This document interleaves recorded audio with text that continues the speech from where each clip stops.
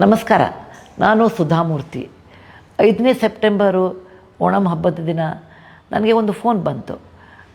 ಅದರಲ್ಲಿ ಟ್ರೂ ಕಾಲರ್ದಲ್ಲಿ telecommunication department government of India ಅಂತ ಇತ್ತು. ನನಗೆ ಟೆಲಿಕಮ್ಯುನಿಕೇಷನ್ ಡಿಪಾರ್ಟ್ಮೆಂಟ್ನ ಹಿಂದೆ ಒಂದು ಯಾವುದೋ ಬೋರ್ಡ್ ಮೇಲೆ ನೀವು ಬರ್ತೀರಾ ಅಂತ ಕೇಳಿದರು.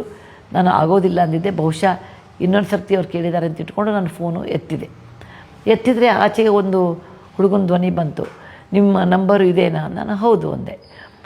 ನಿಮ್ಮದು ನಂಬರ್ ಮೇಲೆ ಅದು ಅಶ್ಲೀಲ ವೀಡಿಯೋಗಳು ಬರ್ತಾಯಿದೆ, ಅದಕ್ಕೆ ಇನ್ನೊಂದು ಗಂಟೆಯಲ್ಲಿ ನಾವು 2 ಗಂಟೆಯಲ್ಲಿ ನಾವು ಅದನ್ನು ಕ್ಲೋಸ್ ಮಾಡಿಬಿಡ್ತೀವಿ, ನಿಮ್ಮ ಮೇಲಿಂದ ನಿಮಗೆ ಮೊಬೈಲ್ ಯೂಸ್ ಮಾಡೋಕ್ಕಾಗೋದಿಲ್ಲ ಅಂದ.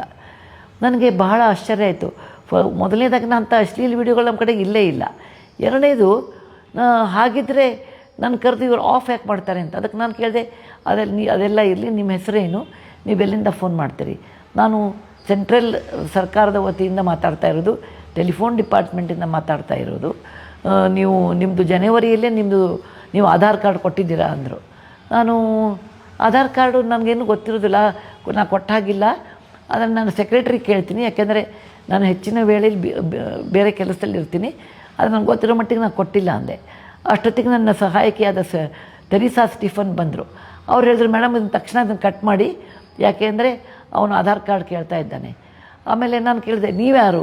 ನನ್ನ ಹೆಸರು, ತನ್ನ ಹೆಸರು ಕೊಟ್ಟ ಅವನು. ಆಮೇಲೆ ನಾ PRO ಆಫೀಸದ. ಆತನ ಮಾತಿನ ವರಸೆನೇ ಬಹಳ ರಫ್ ಆಗಿತ್ತು. ನಾನು ಇಂಥ ರಫ್ ಮಾತಾಡೋನು PRO ಇರ್ತಾನ ಅಂದ್ಕೊಂಡೆ. ಹಾಗೆ ಅಂದ್ಕೊಂಡು ನಾನು ಅದನ್ನು ಟೆಲಿಫೋನು ಕಟ್ ಮಾಡಿದೆ. ಆಮೇಲೆ ನನಗೆ ಗೊತ್ತಾಯಿತು ಏನಂದರೆ ಇದು ಫ್ರಾಡ್ ಇದೆ ಅಂಥೇಳಿ. ಈ ಥರ ವಯಸ್ಸಾದವ್ರಿಗೆ ಈ ಫೋನ್ ಬಂದರೆ ಬ್ಯಾಕ್ಗ್ರೌಂಡ್ ಅವ್ರಿಗೆ ಗೊತ್ತಿರಲಿಲ್ಲ ಅಂದರೆ ಎಷ್ಟು ಬೇಗ ಮೋಸ ಹೋಗ್ತಾರಲ್ಲ ಅನಿಸಿ ನನಗೆ ಅಧೀರತೆ ಅನ್ನಿಸ್ತು. ಈ ಥರ ಅನೇಕ ಫ್ರಾಡ್ಗಳು ನಮ್ಮ ದೇಶದಲ್ಲಿ ಆಗ್ತಾಯಿದೆ. ಧೈರ್ಯದಿಂದ 1930 1930 ಅಂತ ನಂಬರ್ ಇದೆ, ಅದಕ್ಕೆ ನೀವು ಫೋನ್ ಮಾಡಿ.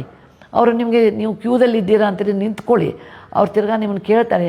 ಅವ್ರು ಪ್ರತಿಯೊಂದು ನೀವು ಹೇಳಬೇಕಾಗುತ್ತೆ. ಅವ್ರಿಗೆ ಹೇಳಿ. ಎಲ್ಲರಿಗೂ ಇದು ನಾನು ಒಂದು ಎಚ್ಚರಿಕೆ ಹೇಳ್ತಾ ಇದ್ದೀನಿ. ಇದು ಕಷ್ಟವಲ್ಲ, ಆದರೆ ನೀವು ಮನಸ್ಸು ಮಾಡಿದರೆ ಅದು ಸುಲಭವಾದೀತು. ದಯವಿಟ್ಟು ಇದಕ್ಕೆ ಪೊಲೀಸರೊಂದಿಗೆ ನೀವು ಸಹಕರಿಸಿರಿ. ನಿಮ್ಮ ಹಣವನ್ನು ಕಾಪಾಡಿಕೊಳ್ಳಿ, ನಿಮ್ಮ ಧೈರ್ಯವನ್ನು ಇಟ್ಕೊಳ್ಳಿ.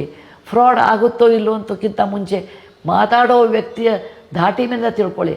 ನಿಮ್ಮ ಅಕೌಂಟ್ ನಂಬರು, ನಿಮ್ಮ ಆಧಾರ್ ಕಾರ್ಡು, ನಿಮ್ಮ ಟೆಲಿಫೋನು, ನಿಮ್ಮ ಅರೆಸ್ಟ್ ವಾರಂಟು, ನಿಮಗೆ ಆಮಿಷ ತೋಡೋರು, ಇವೆಲ್ಲವೂ ಸುಳ್ಳಿನ ಅನೇಕ ಮೆಟ್ಟಲುಗಳು. ಧನ್ಯವಾದ. ನಾನು ಸುಧಾಮೂರ್ತಿ.